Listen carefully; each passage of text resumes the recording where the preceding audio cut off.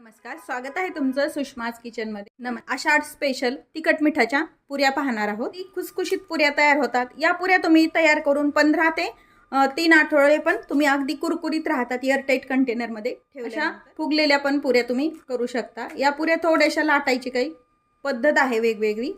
शक्यतो जाड लाटली तर पुरी छान टंब फुगते आणि जर तुम्हाला कुरकुरीत हवी असेल तर तुम्ही पातळ अशा पुऱ्या लाटून घ्यायच्या पर्यंत बघा। म्हणजे अशा कुरकुरीत आणि जास्त दिवस टिकणाऱ्या पुऱ्या राहण्यासाठी काही टिप्स पण आहेत। रेसिपीला लाईक करा, चॅनलला सबस्क्राइब करा आणि बेल नोटिफिकेशन पण ऑलवर प्रेस करा, म्हणजे माझ्या प्रत्येक नवीन रेसिपीचं नोटिफिकेशन सर्वात आधी मिठाच्या पुऱ्या तयार करायला सुरुवात करूया। तुमचं सुषमाज किचन। आषाढ महिन्यात केले जाणाऱ्या तिखट खुसखुशीत अशा पुऱ्या बनवण्यासाठी मी या वाटीनं 2 वाटी गव्हाचं पीठ घेतलेलं, अर्धी वाटी मी तांदळाचं पीठ टाकते।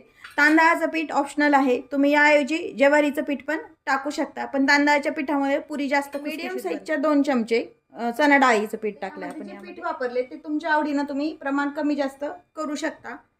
हे आपण पीठ घेतलेलं आहे, कडकडीत गरम केलेलं तेल आहे, हे यावरती टाकून घ्यायचंय। एक साधारण 2 छोट्या आपण तेलाच्या पळ्या असतात ते तेल तेवढं गरम सर्व पिठाला छान लावून घ्यायचंय।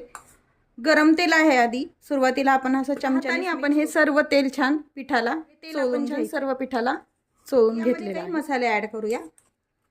एक 7 ते 8 लसूण पाकळ्या मी बारीक करून घेतले। चमच्याभर भाजलेले तीळ आहेत, हे पांढरे तीळ ऑप्शनल आहेत, काही जण टाकतात काही जण नाही, पण तिळामुळे पुरीला चव पण छान येते। ओवा आहे हा, हातावर घेऊन थोडासा क्रश करायचा आणि मग यामध्ये टाकायचा।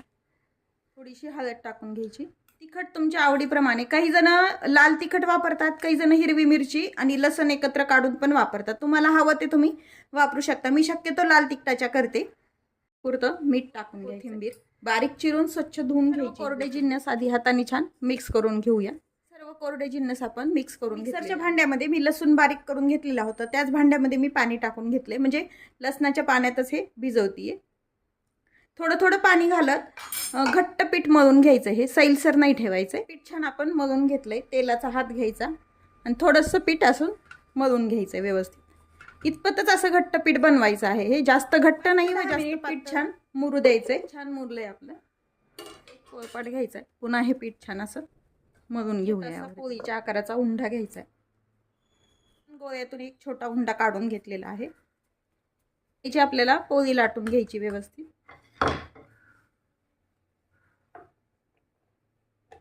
शक्यतो पीठ किंवा तेल न वापरायचा प्रयत्न करायचा, गरज वाटली तरच पीठ वापरायचं। पीठ जर वापरलं तर तेलामध्ये सर्व पीठ असं पसरलं जातं व तेल खराब होतं पूर्ण, त्यामुळे शक्यतो पीठ न वापरता लाटून पाहिजे।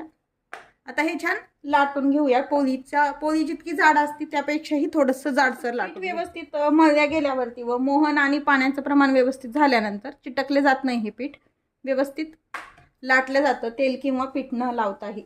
ही पोळी लाटून घेतलेली आहे, अगदी फार पातळ नाही व फार जाड नाही अशी आपण ही फुगलेल्या पुऱ्या हव्या असतील तर तुम्ही थोडीशी पोळी जाड लाटून घ्यायची आहे। आता ह्या लाटलेल्या पोळीचे आपण एक ग्लास किंवा कुकी कटर किंवा मग वाटी जी असती काठाची त्याने हे पुऱ्या आपण काढून घ्यायच्या। तुम्हाला जशी साईज हवी तसं तुम्ही हे जे आहे साचा ते वापरू शकता, किंवा मग सेपरेट एक एक बोटी करून पण तुम्ही पुरी लाटू शकता। आता हे सर्व आपण असेच गोल पाडून घेऊया किंवा मग अशा जाळीवरती काढून घ्यायच्या। पाहू शकता माझ्या ग्लासची साईज लहान असल्यामुळे छोट्या छोट्या पुऱ्या तयार होतात। आता अशाच आपण सर्व पुऱ्या करून घेतलेल्या आहेत। पुऱ्या तळून घ्यायच्या, त्याच्यासाठी मी तेल गरम करायला पाहूया। टाकले पीठ आपलं वरती आलंय, तेल व्यवस्थित गरम झाले, गॅस कमी करायचा, छान खरपूस होईपर्यंत तळून घ्यायच्या। जेवढ्या मावतील तेवढ्या तेलामध्ये पुऱ्या टाकायच्या, एकदम जास्तही नाही टाकायच्या। साधारण मी तेल थोडं घेतल्यामुळे 3 ते 4 पुऱ्या यामध्ये मावतात। आता हे छान आपण तळून घ्यायच्या। तर काही पुऱ्या पाहू शकता तुम्ही जाड झाल्यानंतर व्यवस्थित फुगल्या जातात आणि जी पातळ लाटल्या तर त्या फुगल्या जात नाहीत, पण त्या खुसखुशीत राहतात। शक्यतो अशा पुऱ्या जास्त दिवस टिकल्या जातात। मात्र हाय हीटवरती तळायच्या नाहीत, म्हणजे काय होतं नाही तर मग पुऱ्या नंतर मऊ पडतात। मीडियम गॅसवरती तळल्यामुळे खुसखुशीत पुऱ्या छान तयार होतात। ह्या पुरींचे असे तळत येतानाचे ते बुडबुडे जे होतात तेलाचे ते कमी झालेत व थोडेसे लालसर पण झालेले आहेत। या व्यवस्थित तळल्या गेलेल्या आहेत। आता आपण ह्या काढून घ्यायच्या. एका चाळणीमध्ये आपण ह्या टाकून घ्यायच्या आहेत. आता दुसरा पण आपण बॅच तळून घेऊया. अशाच आपण सर्व पुऱ्या छान तळून घ्यायच्या. काढून घेऊया. अशाच आपण सर्व पुऱ्या छान तळून घ्यायच्या. आषाढ स्पेशल खमंग आणि खुसखुशीत अशा तिखट मिठाच्या तोडून दाखवतीये.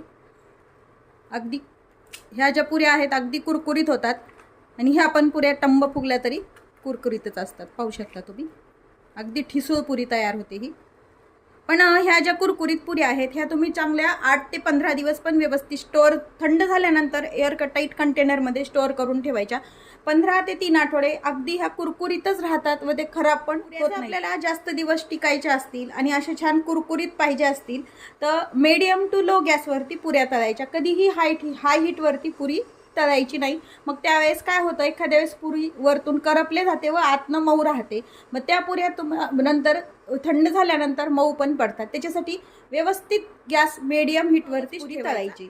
जर तुम्हाला अशी टंब फुगलेली पुरी हवी असेल तर थोडीशी पाती आपण जे लाटतो पोळी, किंवा मग तुम्ही सिंगल जर लाट्यापासून पुरी तयार करणार असेल तर ती पण लाटी थोडीशी जाड फुगल्या जातात त्या पुऱ्या.